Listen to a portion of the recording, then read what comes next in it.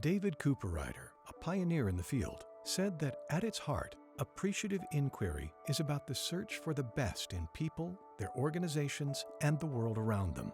Asking questions that lean on the appreciative inquiry model helps people discover and appreciate what's working best, envision what ideally could be, and design how to make that happen.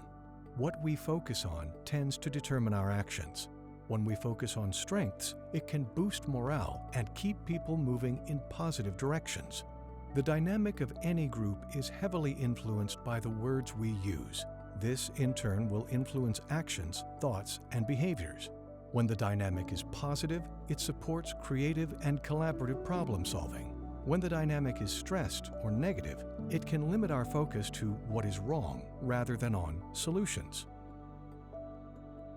Even in difficult situations, taking time to appreciate the efforts that have been made helps inspire, motivate, and draw out the best in people.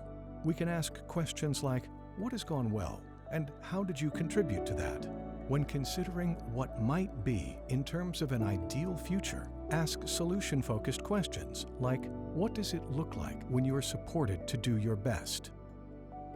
Taking an appreciative inquiry approach means we assume people have the potential to rise to a challenge. Starting from this perspective, we can ask what someone needs to be successful. By co-creating a positive plan for action, you're able to build ideas with the greatest potential for success. The next stage of the appreciative inquiry model involves putting what you've co-created into practice.